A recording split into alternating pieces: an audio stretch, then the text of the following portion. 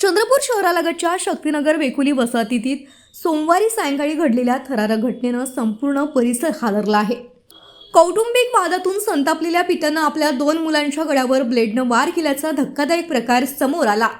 या हल्ल्यात अवघ्या 8 वर्षांच्या देवांश मंगेश बदकल याचा मृत्यू झाला, तर 12 वर्षीय रुद्रांश बदकल गंभीर जखमी झाला आहे। ही घटना 10 ऑगस्ट रोजी सायंकाळी 4च्या सुमारास शक्तीनगर वेकोली वसाहतीतील M29 क्वार्टरमध्ये घडली। मिळालेल्या माहितीनुसार मंगेश भारत बदकल हा आपला लहान भाऊ राहुल आणि 2 मुलांसह राहत होता। सुमारे वर्षभरापूर्वी पत्नीशी झालेल्या वादानंतर ती मुलांना घेऊन माहेरी गेली होती। दरम्यान सोमवारी पत्नीने मुलांना पुन्हा आपल्या सोबत घेऊन जाण्याची भूमिका घेतल्यानं दोघांमध्ये वाद झाला। या वादाचं पर्यवसान संतापजनक हल्ल्यात झालं आणि मंगेशने दोन्ही मुलांवर ब्लेडने वार केल्याचं पोलीस तपासात समोर आलं आहे।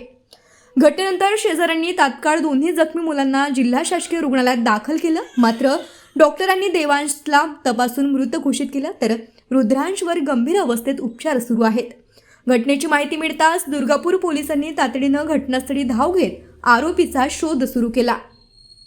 पोलिसांनी काही तासांतच तुकुम तलाव परिसरातून मंगेश बदकल याला अटक केली। आरोपी विरोधात दुर्गापूर पोलीस ठाण्यात हत्येचा गुन्हा दाखल करण्यात आला असून या घटनेमागील नेमकं कारण आणि संपूर्ण घटनाक्रमाचा तपास सुरू आहे। दरम्यान मंगेश बदकल याच्या विरोधात 2024 मध्ये बलात्काराचा गुन्हाही दाखल झाल्याची माहिती समोर आली आहे।